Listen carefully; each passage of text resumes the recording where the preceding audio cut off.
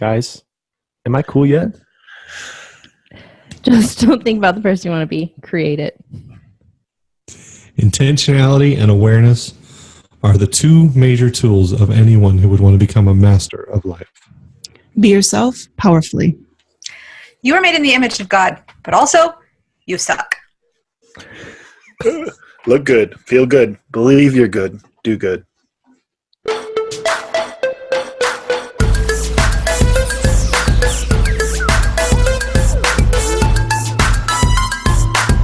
Welcome to the Epoch Podcast, your weekly dose of mental foreplay. I'm Matt. I'm Jen. I'm Austin. I'm Kat. I'm Christina. I'm David. And this week we are talking about intentional presence. And this topic came up a couple weeks ago when we noticed Austin's cool new do. And he kind of talked about how he was being intentional about his presentation for, I don't want to say the first time in your life, but you realized that you've been intentional in so many other areas of your life. And now you're really kind of taking hold of that and incorporating it into your broader spectrum of being intentional about everything. Yeah.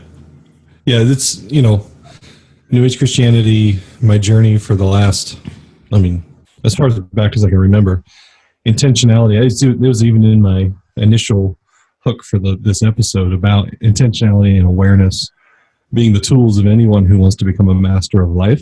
And for me, intentionality through my work, through my spiritual journey, through my relationships, that's always come very natural to me. And is to the point where, especially with personal growth, it actually kind of astounds me when people aren't intentional. And I have some stories of interacting with people to find out that they haven't thought about their growth journey in years. And I'm like, I think about it like I reassess myself every couple of weeks. So that kind of aspect of intentionality has always come very natural for me. And it wasn't until recently, maybe 5-6 months ago, through conversations with Kat specifically, about realizing I've never put that same intentionality into my physical appearance. I've always just, if anything, I've always, dressed according to function, right? And comfortability next, but to realize that even how I dress, how I do my hair, how I carry myself in my clothing is all part of how people perceive me. And it's interesting you said appearance first, because when you said your presence, your personal presence, I immediately said out loud, "Oh, your image," and then I realized there's so much more to it than that. Right. What are all those areas? all the areas. Well, I have written down in my notes. It kind of there's more layers in this, but I kind of focus on the 5 senses, and it's more of an input kind of thing. What am I putting into my surrounding to enhance how I feel, which will enhance my portrayal of my personal presence in the world. So thinking about, I think right now, because I can smell it. I put some essential oils on. Oh, okay. Because I kind of had a crazy day leading up to this, and I was just like, man, I just need to calm down, and I'm really mad about some things in my life, which you sorry. not you. I had to take a test and pass it, and that made me mad. And so I put on some calming essential oils, and now I get a whiff of it. I'm like, I got this. I'm calm. So that's how I kind of internalize that. Another visual, to add to not being stressed. I'm too blessed to be stressed. It's my water cup today. So just things like that, where it's the intentionality of the environment that surrounds you that enhances the immediate. That's what I got. And period. Go. For me, as I was thinking through it, it started with the idea of, my hair and my clothing. Part of it came into, we create these lives, we create these images of ourselves that we present to the world. And largely I've been kind of business casual, Ski lodge. What? Ski lodge. Yeah. Ski lodge. Ski lodge. Upper middle casual. class white. Right. That's Yeah. and I want to, because he said the conversations were with me, I want to make clear that I wasn't mocking him. Like It you was are a now. natural conversation, like I am right now. It didn't go down like that. Funny. yeah. Well, it just came down to realizing I have, and for me, it was largely kind of default. I dress like my dad, right? So I never really thought about it. And so when I thought about it, I thought, well, do I really like the Austin that I have created? Or is there another image out there that I've want to press into? And it's been interesting. Like my hair, I have a long way to go to get to where I want to get with my hair. But it's been like you look at yourself in the mirror and it's so easy to not like something, not like the clothes you're wearing or not like your haircut or not like your weight or anything like that. And you realize, oh my gosh, there's any one of 1,000 things I can do differently to kind of challenge my perception of myself. And, even down to brushing your teeth with, if you're right-handed, use your left hand, right? And just feel different about the intentionality of you and your presence. And when you do that, you begin to discover some assumptions you've made about yourself. And more than that, you begin to push into some subconscious stuff. Like there's a shirt I have that I've been waiting for years to wear until I'm fit enough to wear it, right? A buddy of mine gave it. It's from a band. And I love the shirt, but it's pretty darn tight and I'm not that fit. And so I've been waiting. But then I realized, dudes who are like super buff and wear super tight shirts, I can't stand those guys, right? And it's not because I'm jealous. It's because they always have this air about them, this presence that they give off of like, yeah, I'm fit, I'm hot, and I know it, so deal with it. And I'm like, well, I don't. So when I'm fit enough to wear this shirt, I'm just going to be one of those guys, right? And so Is that why I follow you? Just make it into a yeah, man, you drive me nuts. So we're just realizing, like, wait a minute. So just in this one shirt, I can delve into 4 or 5 different things: my fitness, my perception of other people who are fit, my perception of my people who would be, overweight, my perception of clothing. And I have literally held onto this shirt for 12 years.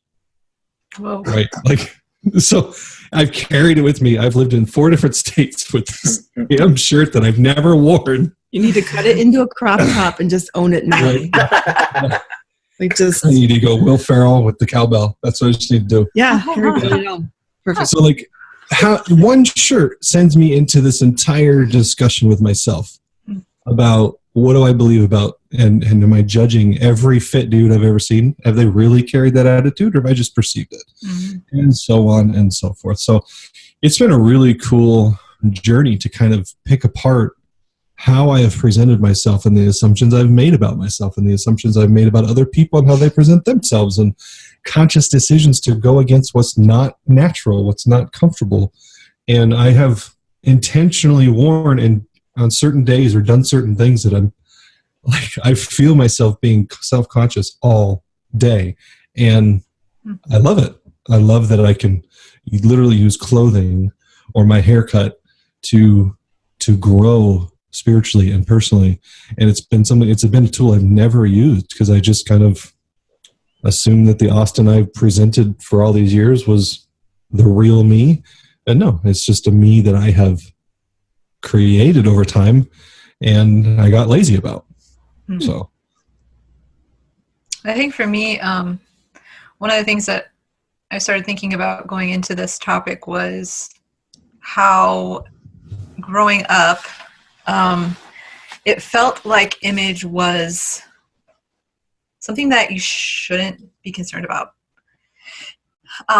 Growing up in a conservative Christian community, essentially,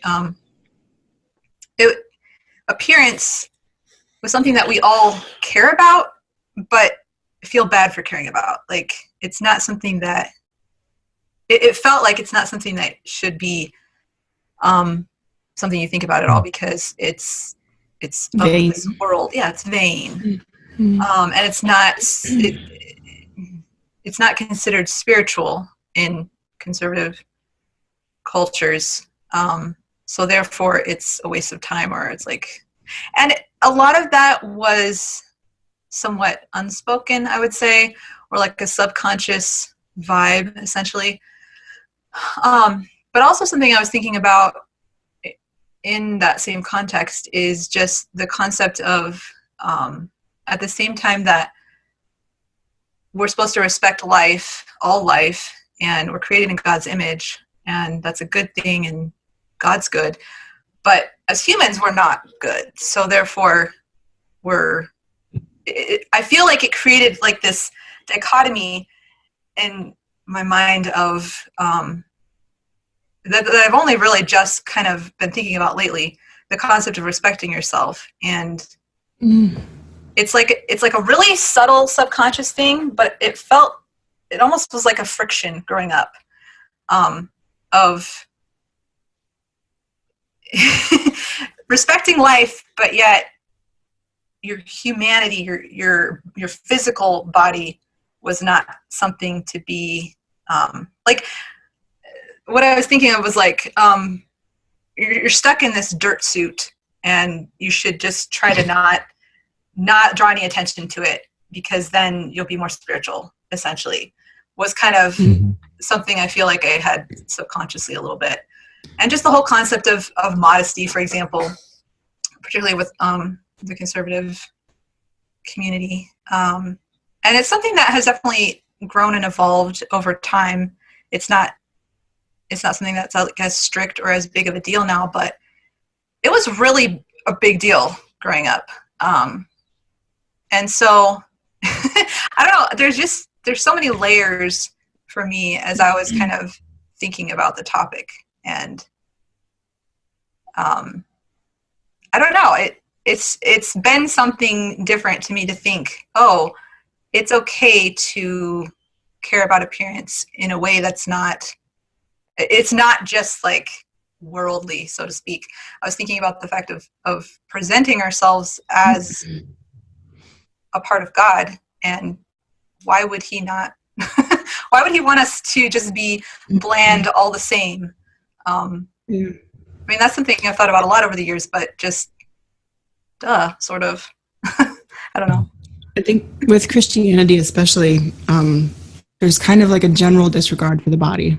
Like we're just cursed with this flesh, right? And once we die and turn into a spirit, like, so there is a complete disregard for the body. And then there's like the condemnation of being attractive or sexual or something like that. So there's a lot to your personal image that can be really squashed by conservative or Christian culture and stuff like that. Totally. And with myself, like growing up Christian and then getting into dance community, everybody dresses like a hobo librarian, like. Wait, what community are you talking about? Belly dance community. Okay. Harlots, excuse me. But they're all very eclectic. They're artists. They dress for movement. They dress to express themselves. They dress to celebrate the bodies that they have. And what I've learned from that and what I've taken from that, and this is partly why the conversation started, is because I dress pretty weird. Like today, I just look like a librarian collecting unemployment. But from the waist up, I'm here. But there's a measure of celebration and self-respect to decorate your body and adorn yourself in things that make you feel good about yourself, that make you feel good about your body, that are a good expression of who you are. Like, people get a fairly good idea of who I am by what I wear. And being an artist and being weird, they get that right away. They're like, wow, you're weird. And something's happening here. But it's been really fun, and it's been a really fun expression of myself, and understanding that appreciating beauty is godly to appreciate beauty. Look at what he's created. Everything is beautiful. And so denying the fact that we have these beautiful vessels that we can fucking wear a tutu if you want to. I don't know. Like, it's such an awesome tool to express who you are to people that you come in contact with, or conversation starters and stuff like that. It's been really fun to dress like a hobo librarian. I think tool is a really good word to use. I mean, Austin talked about how he's able to use it as a tool. You mentioned it. I know when I was thinking about this topic from the get-go, I was like, all right, this is an interesting topic. I don't really know how I'm going to come at it. And then I literally, like, my blog's around 800 words, and I, like, that brainstorm came in about 5 minutes. Like, everything that was there was written in my head in about 5 minutes. And the stories that all of a sudden began to pop up, like, I realized, like, just going back to, like, Fight Club, the movie, for example, that just the idea, like, one of the quotes is something along the lines of, how do you know who you are if you've never been in a fight? And I realized that I've done that a lot in my life. Like, I've put myself in these really weird positions just to kind of test and find out, how I respond, who I am in those situations, so whether it's actually an actual fight, sanctioned, nice stuff, or went on a cruise last, I don't know, 2 Decembers ago. I wore the shortest shorts I could find. To the pool. Just all Yes, of yes, that. you Didn't happen. And part of it was because it made me really it made me really uncomfortable, but I wanted to know why, and I wanted to figure out why I was uncomfortable, like, in my own skin. Did you figure that out? Well, part of it was too is I wanted to overcome that uncomfortableness. I wanted to be comfortable wearing whatever I was going to wear. I mean, I It didn't would have been nice if you'd let everyone else that you were with know that that's what you were doing. I'm just saying. I mean, If you let them decide how uncomfortable they wanted to be by what we were wearing. He was wearing, like, shorts that looked like the James Bond shorts. and they were, True. and honestly, like, that was a compromise because I really wanted to go full speedo, like, but beyond that, oh shoot, where was I going with that? Comfortable in your own skin. Yeah, well, it made me think about, like, my facial hair. I change it all the time to suit whatever it is I'm doing. Function, that's kind of what Austin was talking about. I don't know how much facial hair is functional, but when I used to preach back in the day, we're going back, I guess at this point 9 years. I remember thinking, like, I hope my hair turns white before it falls out, because I wanted people to, like, think that I had something to say because I was older, and and that would have been the basis of me having something important to say. Well, he's been around, he's seen some things, and how silly it is to look at that. Like, man, that's really stupid. But it's even more stupid when I think about the hairstyles I actually wore in that same pulpit, whether it was a mullet or a mohawk or, like, an American flag We gotta, bandana. like, splash that stuff in the video so we can see your videos. Right? Like, I was like, yeah, I need people to respect me and know that I'm coming from something extra biblical here.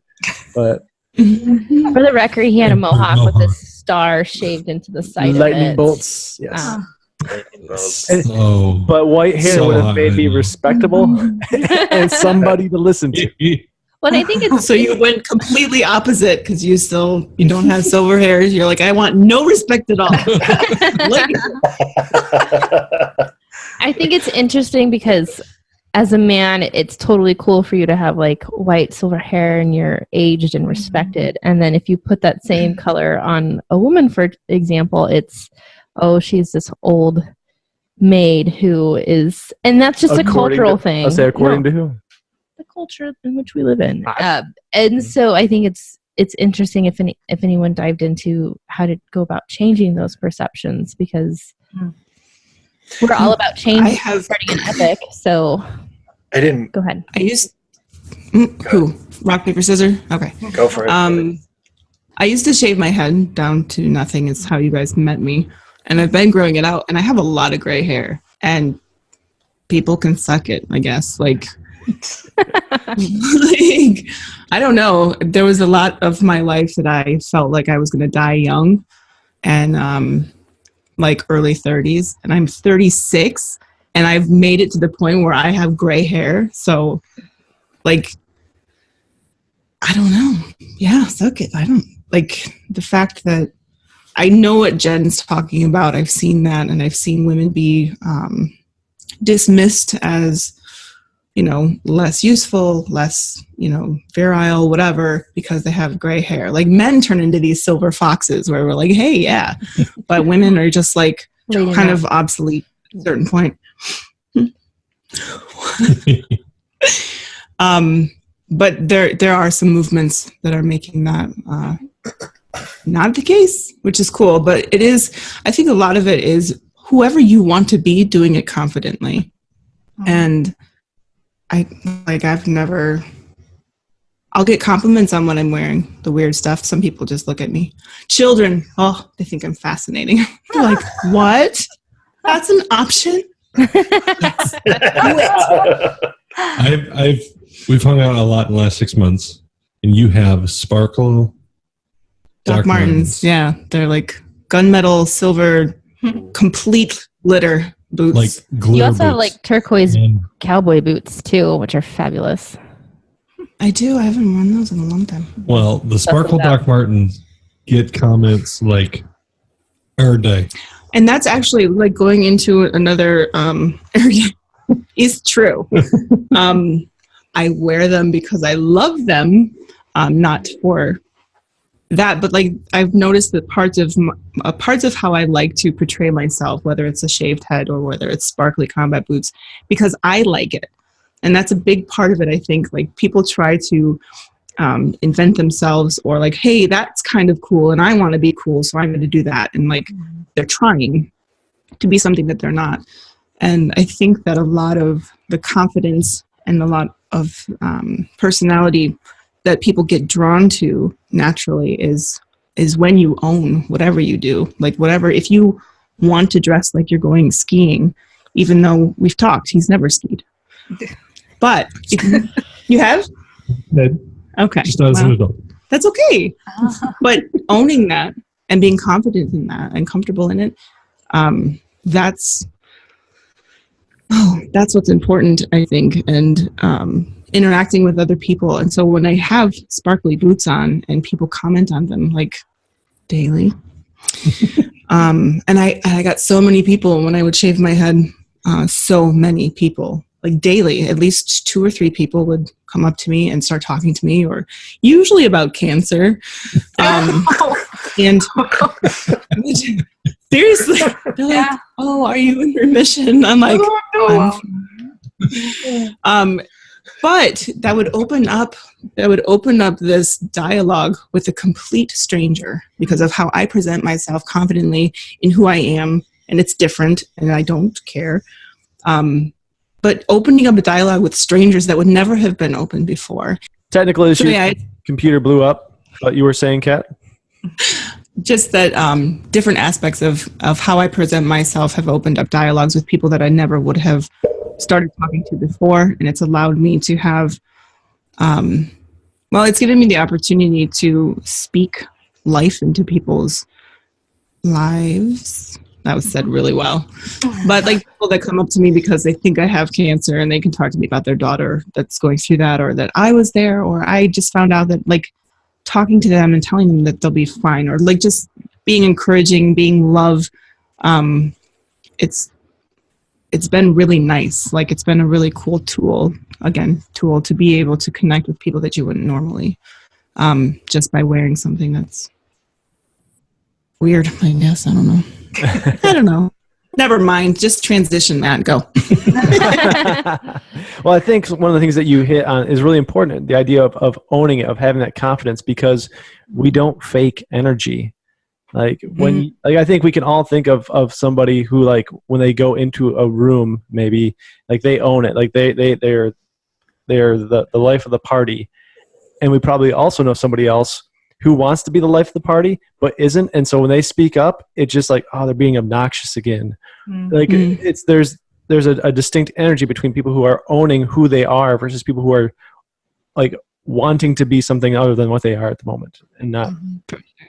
Yeah, well said, for sure. One of the things I've noticed in myself as I've gone on this journey is, as I'm more aware of myself and how I present myself, I've also found an interesting dialogue in my head when I look at other people that previously I would have judged, to be honest.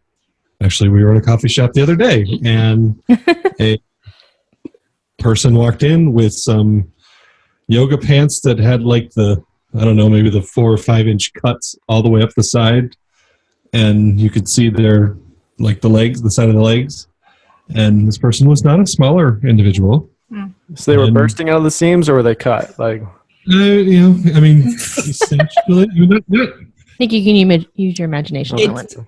That part's irrelevant. Keep going. Point being, my initial thought would have been like, oh my God. And I was like, because I've been consciously engaged in this process for myself, just realizing, holy crap, what a jerk have I been for 37 years? What jerk was Matt 3 seconds ago. What a jerk. And you realize, seriously, I've been reading a lot, Four Agreements, Miguel Ruiz, a lot of the Toltec wisdom tradition. And one of the things he says is about the body is just who told you it was imperfect? Who told you? All you have is just a list of agreements where, to be honest, and I've used this for years, now I use it a little bit differently, but for hundreds of years, somebody with my physique was extremely attractive because I'm just a little bit overweight, don't have a lot of sun because that means I'm rich and I live inside. Right? Now it just means I have to eat junk food and I live up north with no sun. But the idea of our culture has decided what is attractive, what isn't, what is beautiful and what isn't. And that honestly, it's a major source of bullcrap in a lot of people's lives. And I, not to get all sob story, I was literally held down and beat up. I was held down by 4 of my friends and beat up by the new kid in school in 6th grade because I was too fat. And that, yeah. But it honestly did shape my life for years and sucked really bad. But at the same time, who said? I get it that there's a fitness thing. I get that your body needs a measure of health. But as far as beauty and as far as what is acceptable and what is good looking and what's not good looking, that's honestly all simply agreements and perspectives that I think we're realizing that it is the energy you carry, not the clothes you wear. It is how you own it. It is who you are in it, not what it is that's on your stinking body. Stinking body. Even if it's not. I don't know. I kind of hesitate to bring up my points mainly because they're a little bit. You researched the wrong thing, didn't you, David? No. It's along the same lines, but not. I don't know. It doesn't quite jive with the idea or the spirit the direction that we're going in. Yeah, let's find out. I would love to hear more about it because I haven't heard of what you have. You're not going to tease it and then leave us hanging like that. No. Yeah, let us shut you down. I was going to say something in regards to what Austin was saying, but that they did study some sort of some tribe out in the boondocks that didn't have access to Western culture, and it was kind of exactly what you were saying. They valued women that had very wide hips and blah blah blah and all that stuff. It kind of reminds me of that Office episode where Dwight is talking to somebody and he makes a comment about this lady and he says, "Oh no, her hips are way too narrow. It would be way too difficult for childbearing." Childbirth and hips. Total Dwight, but yeah. The concept of the halo effect is that it's a thing that they've noticed in regards to people that say that the people that look good, Air quotes. Yeah. good, that are attractive, tend to when you look at an attractive person, you immediately assume that every part of their life is perfect. is angelic proportions. Or just in general that they're good. That they're right? good people, that they're moral, that they are successful, that they're whatever, good things. And so, and they sort of have found that attractive people are more of those things. And so, and it kind of works the other way. So it's called, I've heard the halo or horns effect. Oh. So, but then the fascinating thing in regards to that is that they actually found out that it is it's actually a physical thing. In other words, it happens so fast that you can't, that it's impossible for your brain to have reasoned it. So it's almost like an instincts thing, that the way that a person looks is immediately impressed in the person's mind so fast that it's not a rational thing. It can be overcome through rational thought, but it's an instinct. And so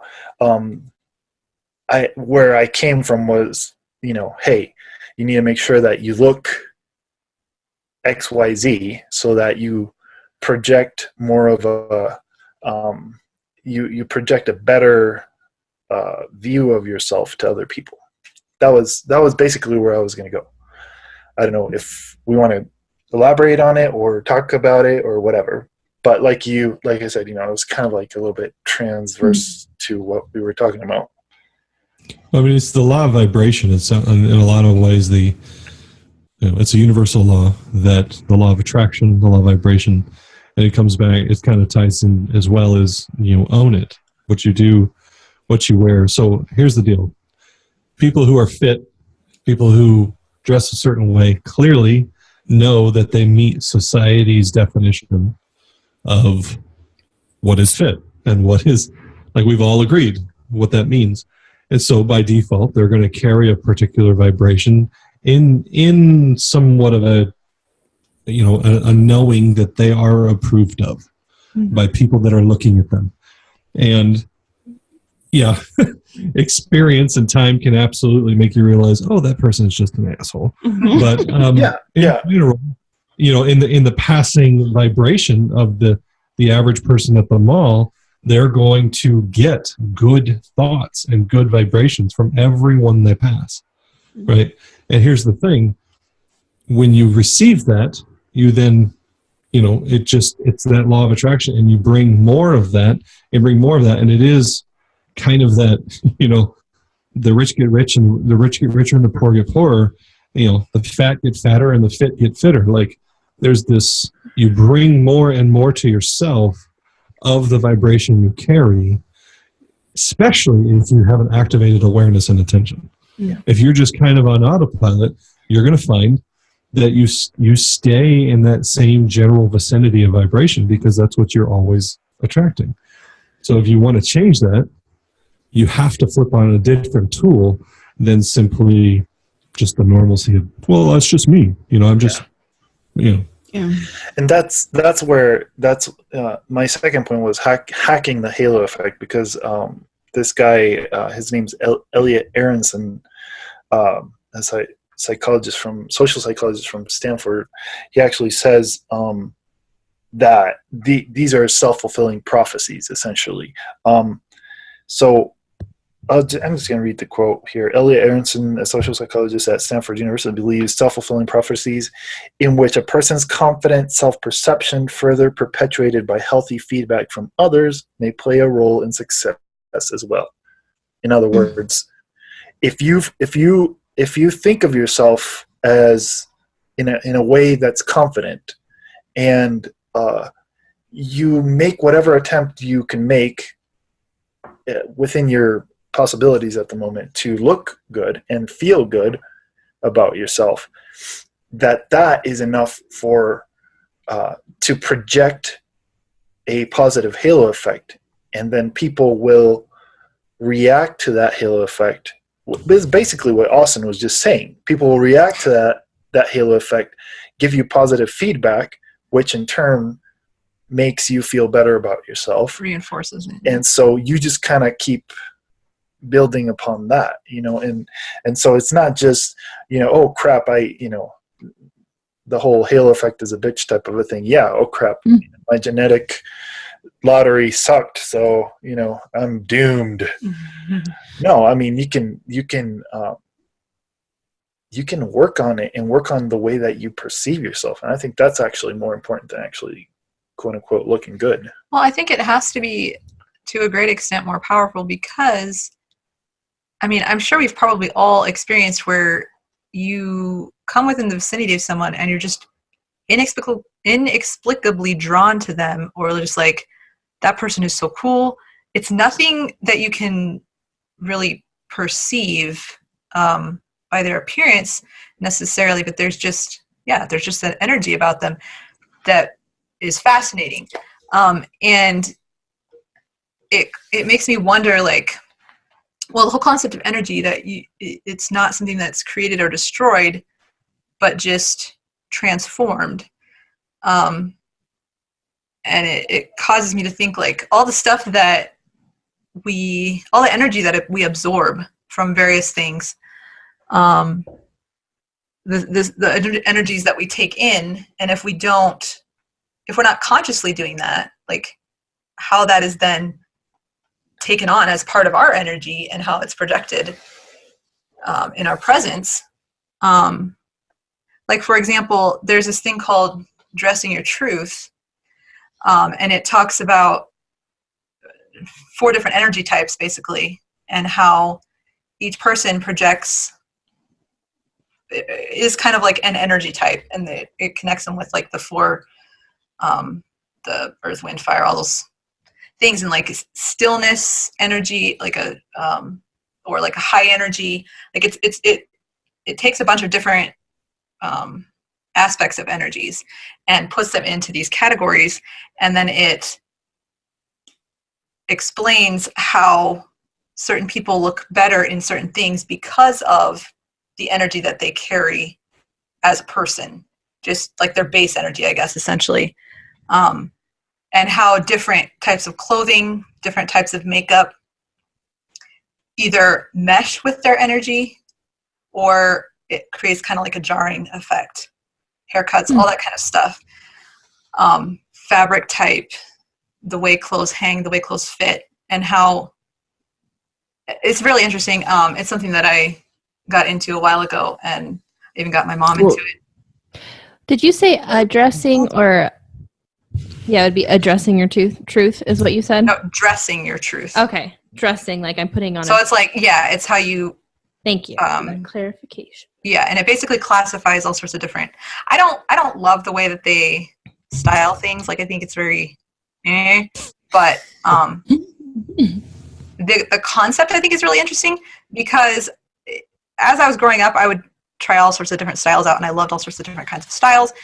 And I felt...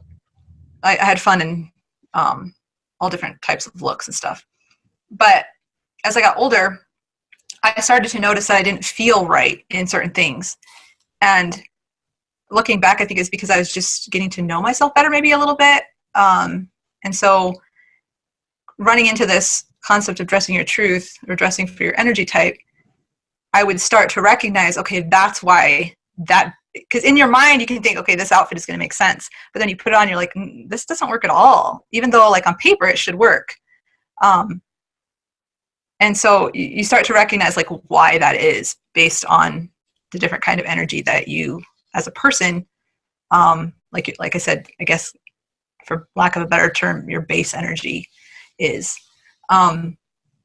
So yeah, like, different fabrics have different energies, and different, like, everything has an energy, obviously. But just thinking about how all of those things play into your appearance, to your presence. And then this is kind of a side note, but something that I've always been curious about, because I do a lot of secondhand shopping, the kind of energies that come from those items. Gotta sage it. Smudge that shit. The life that they lived before, or whatever.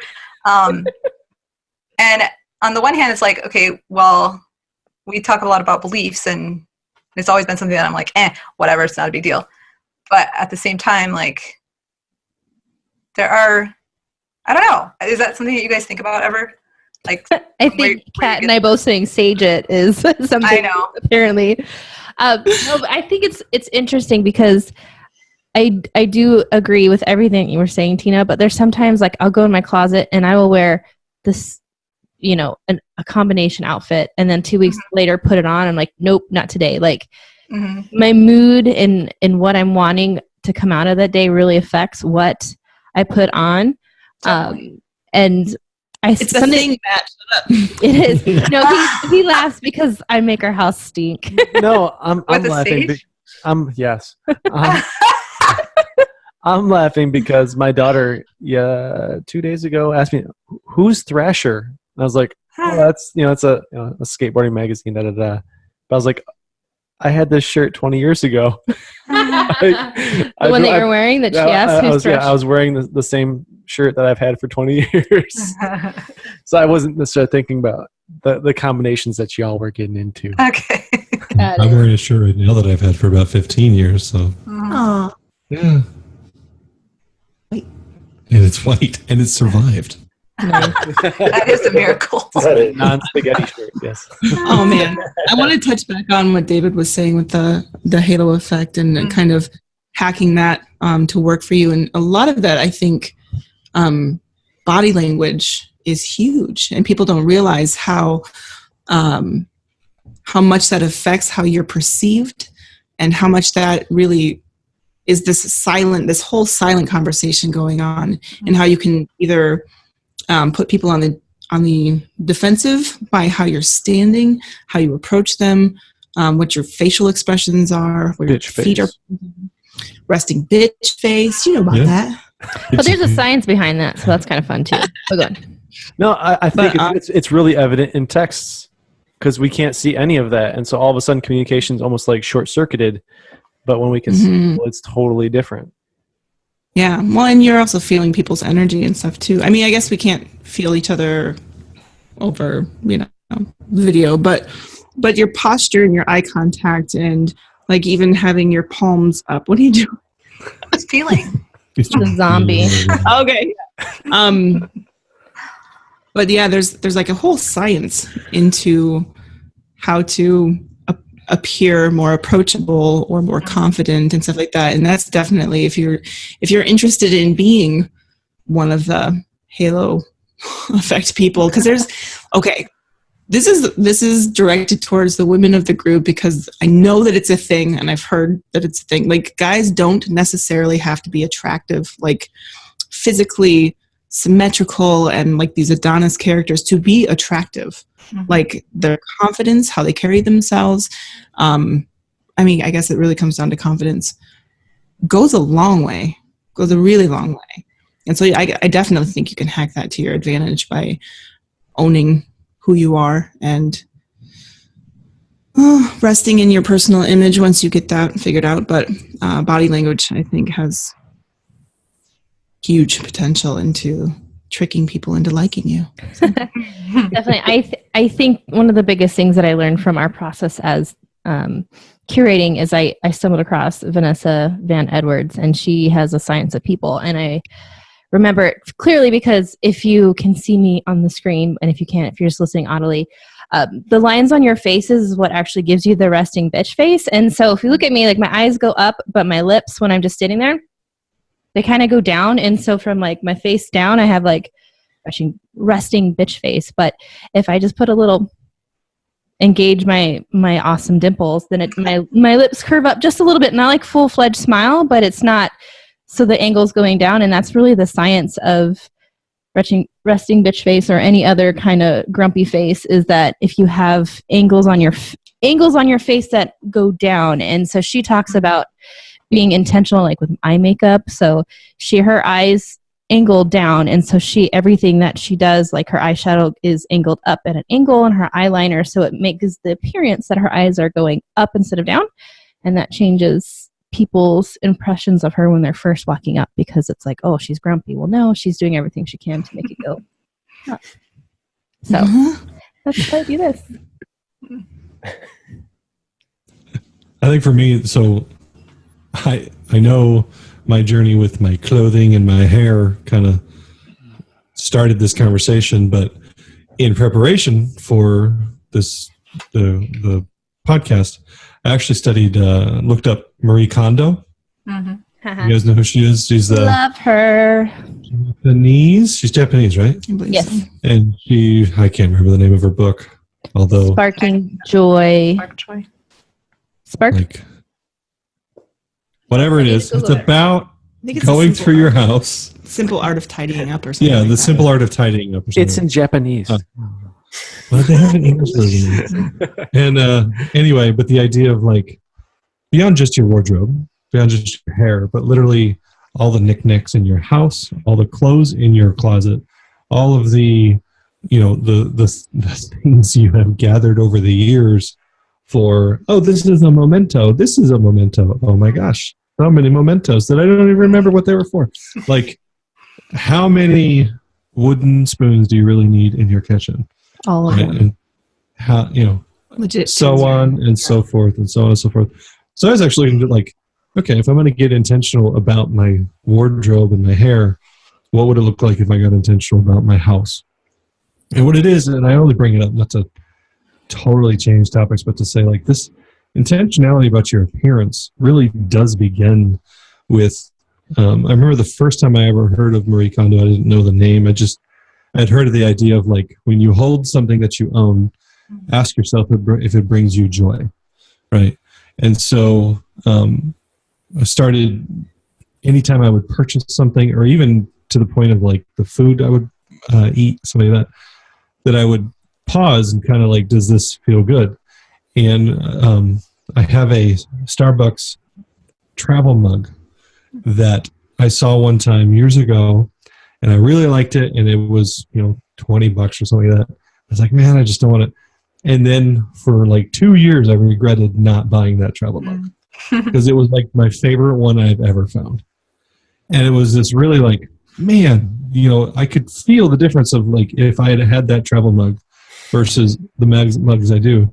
I went on a trip for Psyche down to Florida, and it just happened to be like an outlet for Starbucks stuff. I don't know what they had, a whole bunch of stuff I hadn't seen in a while, and they had one of those mugs, and I bought it, and it's pretty crazy it's not, if I'm dressed intentionally and have my hair intentionally and I'm holding that mug, like there's absolutely an energy that everything I've got on, everything I'm holding in my hands. I have a briefcase that I've had for years that I looked for. It took me 2 years to find it. I knew exactly what I was looking for. I knew exactly what I wanted. And I needed a briefcase pretty bad. So for like 2 years, whenever I go to coffee shops and stuff with my laptop, I never had something to carry it in because I refused to buy something that I didn't want. And I didn't know that's what I was doing. This was years before any of this. But I found the one I wanted, and it has lasted me. I love that thing. I take it everywhere. And so it's just things like that, even beyond your clothes. And I can't help but think of the plant experiments that people have been doing. Have you guys seen that one that's going around on Facebook about the two plants that they had I think it was in the lobby of a school, where the kids would say like, I love you and bless you to one plant, and they would either ignore or insult the other plant, and within a couple of weeks, the plant that had been loved and everything was healthy and vibrant and happy, and the other one was dying.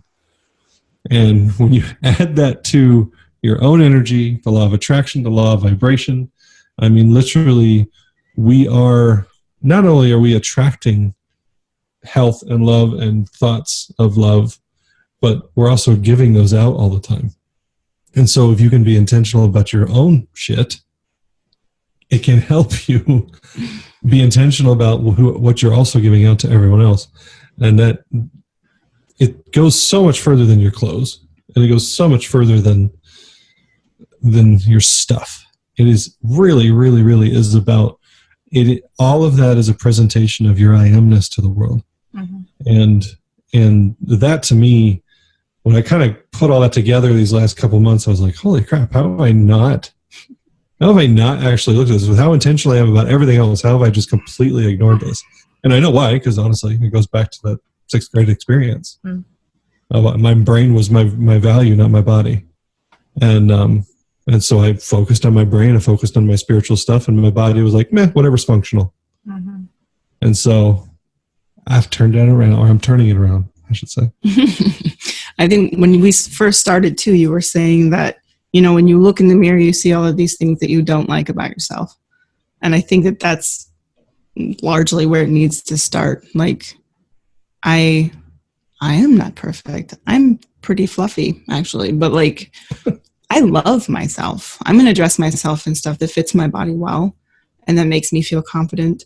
And, however I want to feel that day. Sometimes I want to feel like a lumberjack. I don't know. And then I do that. But like feeling your mood and being true to who you are. And in the day, like how Jen was saying, like one day that outfit is perfect. The next, like, you're like, I'm never wearing that again. That was terrible.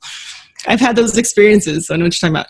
But, loving yourself is at the base of this, I think, like honoring who you are and not looking at yourself in the mirror to criticize, but to, I don't know, getting to the point where you can love yourself and look in the mirror. And because then like, I'm sorry, I'm rambling, but like when you love yourself, you're going to wear things that make you feel good.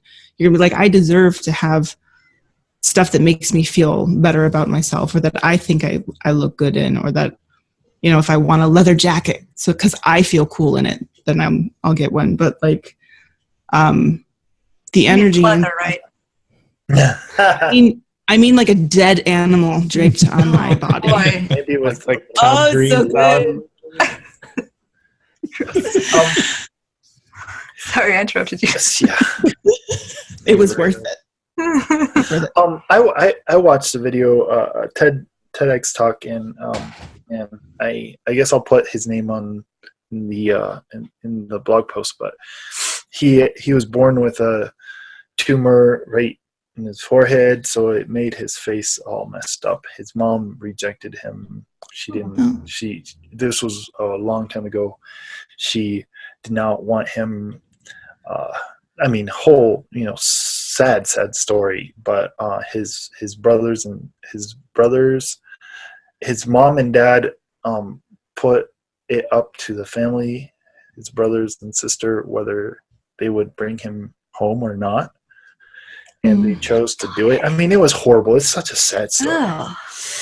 But what he was talking about was owning your face, and the one part that he talked about said, when you look in the mirror, you can see you can see all the things that you've lived in your face, all the pain, all the goodness, all the everything. Be thankful for that and own who you are, and move forward. I feel like that's being intentional with your identity and owning it.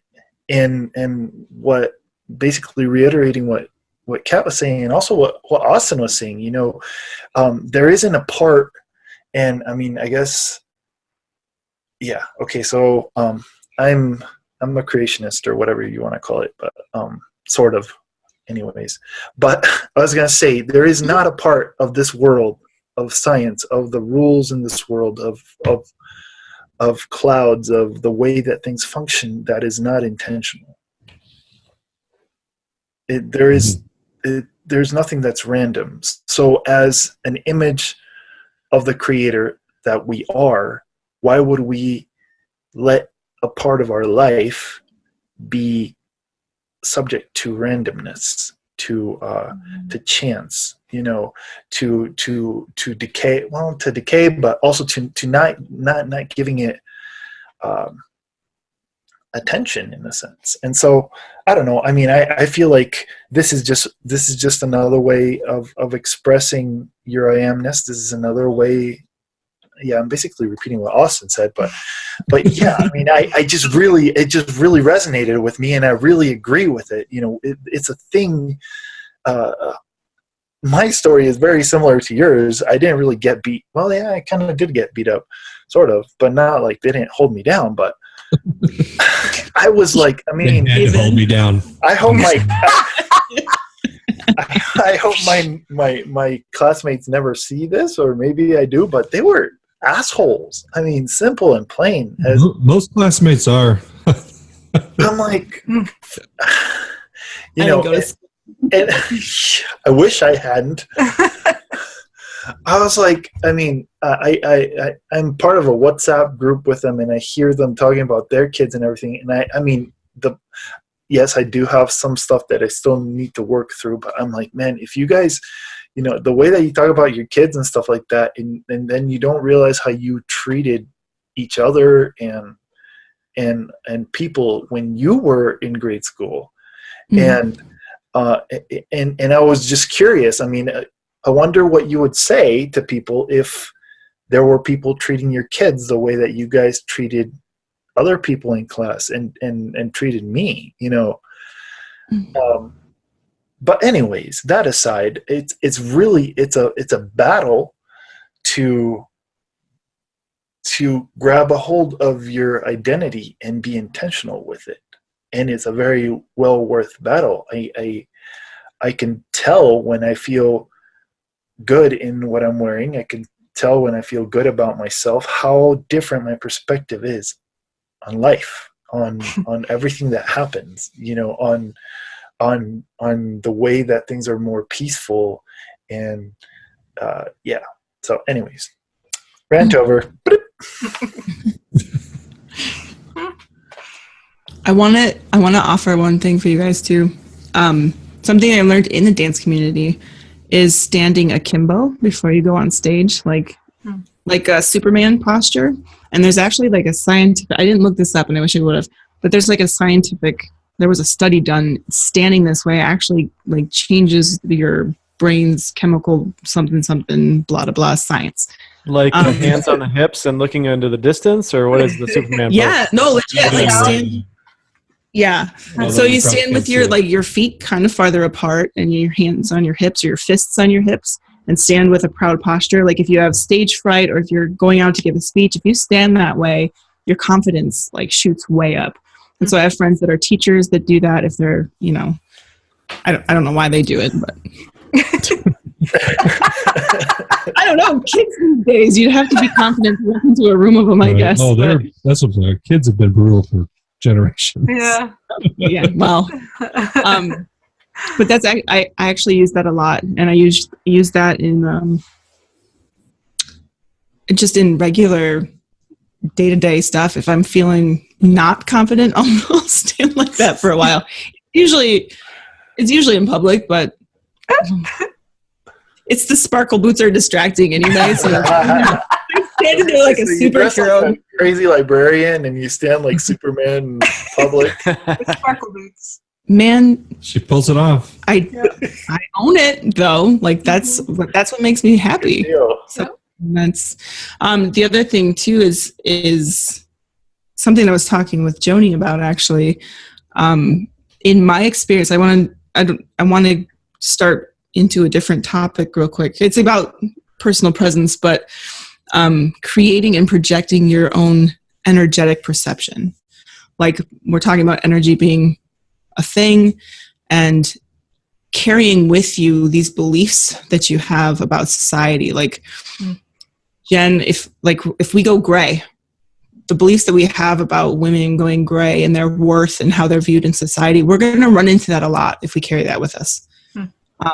What I realized is that I grew up like the earlier half of my life, men were a problem and very disrespectful, very dismissive, and very like my opinions didn't matter. Right. But I carried that with me, and then the dance community is a lot of really strong women. Most of them are feminists and stuff like that. And so through my Facebook feed, I see a lot of people focusing on that type of energy, like toxic masculinity and stuff like that. And so I have these things just floating in the back of my mind. I don't dwell on them. I don't think that I do. But then my interactions with men were that way. Or if I feel like men objectify me, they do. They fucking do. Like, you walk into a room and you're like, oh my gosh, it's full of men. It's going to get weird. And it does. But I made it weird. Like, it was me. And I was talking with Joni, Austin's wife, about, she's like, well, stop doing that. I'm like, what? Like, you get to choose the energy that you carry, that you kind of project out there. And so I have been experimenting with myself on how I view men when I walk into a room. And that, like, they will respect me. They will hear what I have to say. Like, I guess if I'm sitting there like a superhero, they're gonna take me seriously. But no, it's made a huge difference. And I think it's even how you perceive things, because perception is huge anyway. But kind of projecting your own energy, how you're going to accept people to treat you, or like how you'll accept treatment from other people. Like, and it has made a huge difference. It's made a huge difference as far as, like, because I ran into stuff like mansplaining all the time, or I'd be saying something and they'd cut me off, ask the same question that I was answering, and they would ask it to my husband. I was like, what the fuck? And that would happen all the time. But it's because I was carrying that with me. And so I changed it, and it worked, and it's cool. Try it. Yeah. I think, go ahead. Well, I mean, you prompted two things in me, so I'll hit them both real quick. One, we talk about the energy that we put out. I can still remember vividly being in Austin's backyard, not the basement, but the backyard. And we don't talk about that. Oh, okay. But we were just doing this experiment where we just attempted to feel each other from a distance, and it got to the point where you became so sensitive to it that you could feel somebody like poking your bubble from several feet away. My personal space that everyone had. Like, wait, if you're a close talker and you really know about it, or you run into a close talker. And then the other thing you're talking about hair, kind of got me thinking about Jen here. Throw you on the spot. I know when you did the side shave on the hair side closest to me here, that was a big deal. Like, I know that was like you had always had long hair. So, I mean, I remember it just being a big deal. Why was it such a big deal to you? It's kind of a family thing. Everyone in my family has really long hair. And I think the last time I went to go, not the last time, a couple times ago, because I will grow my hair out and then chop it off real short. And my mom was like, are you ever going to have long hair again? And so I'm like, oh, now I got to grow my hair out, like, subconsciously. And I've, for the longest time, had been saving pictures of like side shaves on my Pinterest. I have a whole board dedicated to it. And for like literally 2 years thinking about doing it. And finally I did it one night, and I mean, it's unique and it's different. And I get looks, and I know some our looks are like, yeah, she's cool, and some of like, oh, it looks terrible. And at the point I'm like, I just don't care. And the white shines through, and I'm like, I just don't care a little bit. And that, I think, also is another family thing that is brought up with me, because I started going gray when I was like 18, and I'm like, an 18-year-old shouldn't have this many gray hairs. And so working through those beliefs is something I think for me, on a personal note, because I know I've reached out to Kat a couple of times about energies and being intentful. I have the energy source where I'm very easily influenced by other people, and if I'm not on top of that, all of a sudden I'm like, I'm super depressed and I don't know why. Well, because the person next to me is super depressed, and Sorry. I have become a one with their energies. And so that's just, something that I get to live with. It's my superpower, I suppose. Because it can be helpful, because it's like, well, why am I feeling like this? There's nothing in my life that should equate to me feeling like this. And then it's like, well, I'm sitting next to you. How is it going? And then people share lots of things. I'm like, well, let's walk through this. And I can really say, I know how you're feeling, because I know how you feel. Thanks. So, and I think that's why I focus on just the little intentional things throughout the day when it comes to senses and having those sensory breaks for me really helps to ground my energies, because I can smell something and it's just that little reminder like, oh, I'm going to be calm today. Or I need that visual reminder to be like, I'm freaking blessed. I don't need to be stressed or being influenced by the energies around me, because I already have an amazing energy. Mm-hmm. Well, we have gone about an hour, so maybe it's that time to go around the circle and we get to that thing that hasn't popped up yet, if there is such a thing.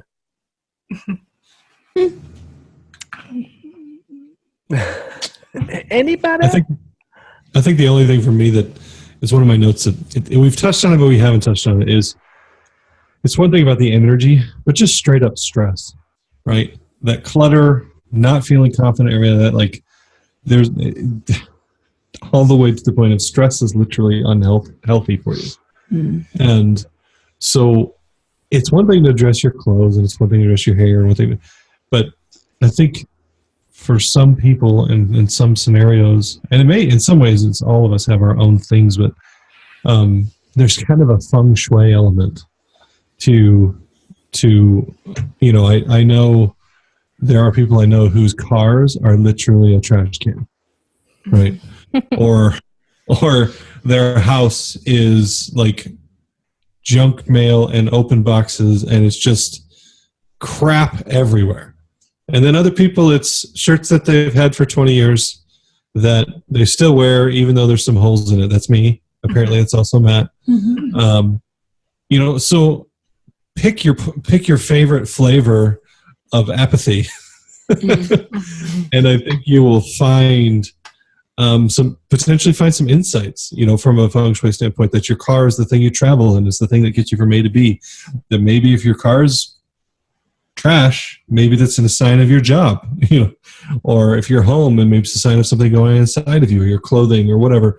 And just consider that your life is a reflection of who you are, and there's a whole lot of reality to the health of who you are that you can see in your external presentation of yourself. That's like I said, I've known this for years, and I have no clue why it never made its way to my clothing or my hair. I have a clue because I got beat up in 6th grade. But it's amazing to me. It took me this long to even look at it, but it's a really direct comparison between what's going on inside of you to what's going on outside of you. Word. I think something that that I've thought about for a while is how difficult it feels working from home to care about our appearance. But I mean, we know that we feel better and we are more engaged and more focused and just do better work when we feel good in our presentation of ourselves, even if it's just to ourselves. Like it does matter. And something that I've thought about too is just like what we're passing down to our kids to some extent subconsciously, but as a reality of whether or not it matters, whether or not appearance matters. And we all like to be comfortable, but even our comfortable clothes can be empowering or disempowering, or whatever the opposite of that word is. And so, yeah, just even thinking about our comfy clothes, so to speak, that's something that I did change to some extent going through the Dressing Your Truth system. But it's still definitely a struggle for me at this point, making it a priority. And I want to do better, I guess I would say.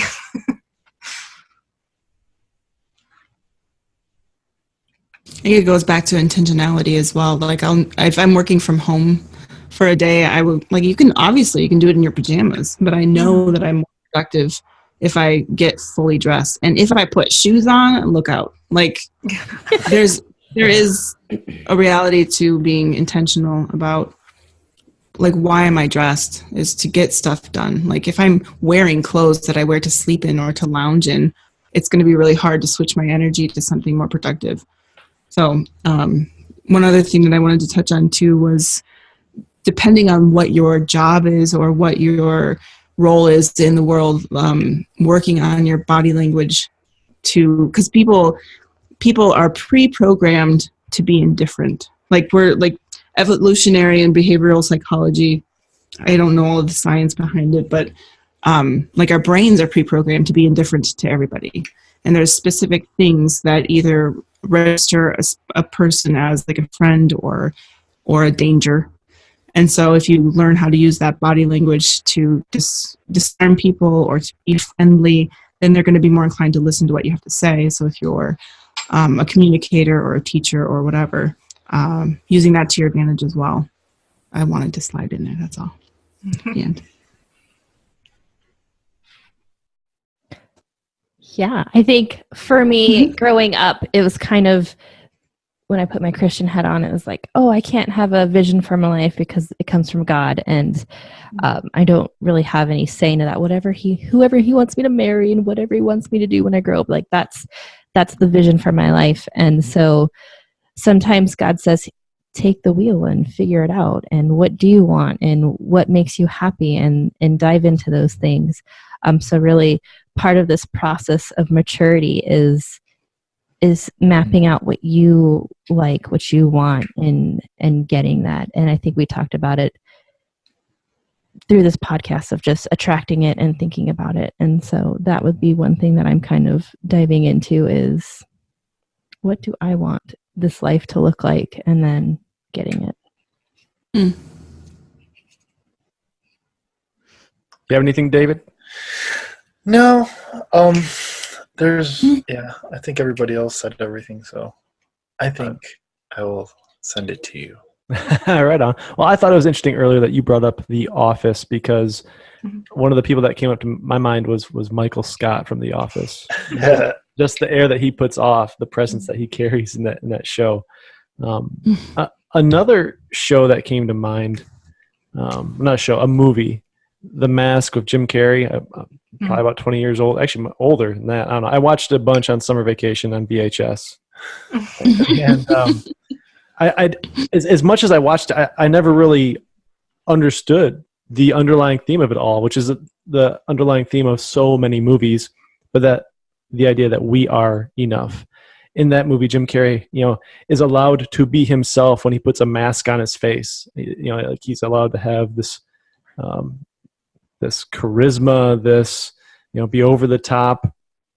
And it's not until the end of the movie that he realizes that, he doesn't need the mask. And so much of what we do because we don't think we're enough. So when we can get to that part of the story where we realize we're enough, then I think things are going to be really awesome. I know one of my struggles that I've had for some time, I've voiced it to a few people, but like I always feel like I have a struggle to find the next thought. I have all these ideas just swirling around up here, but it doesn't seem like my mind is organized. Like I've told Austin plenty of times, like I'm envious of his ability to just pluck everything out of this super organized brain that he has. It's awesome just how he's able to recall these things. But at the same time, I am that person that has to remind himself, like, hey, if you make your bed, if you clean your desk, like they say, like your desk is a reflection of your mind. I literally took up a stack of papers off of this desk and threw it on a corner of like in the office, just so that Jen would have a place to sit and not get like, so there's things that I have sitting right in front of me that I can do, literally just organize it. It's just I have to realize that it's worth it. And when I choose that it's worth it, I'll follow through and I'll have that organization I so desire. So I think that's it for this week, though. This has been a primer. What was our phrase for this show? a weekly Mental. yeah, that thing. Mental Did you legit forget? Or Weekly you Dose of mental foreplay. I just wanted someone else to say it, didn't you? It is only like the 8th episode, so you get some grace. Yes, your weekly dose of mental foreplay. If you haven't yet checked out our website, the Epoch, EPOCH.org, you'll find not just these podcasts, but all the blogs that are associated with them from each of the people that are contributing here. So it's been a pleasure, guys, gals. I think guys is both, but whatever. I wanted to say too. Oh, sorry. I wanted to say too. Nope. Stop. Something we haven't been saying, but if you want to join in the conversation, or if you have questions or topics that you'd like us to cover, hit us up on social media. All our profiles are Epic Ideas, and we'd be interested to hear from you. Yeah. That's good. And that's all, folks.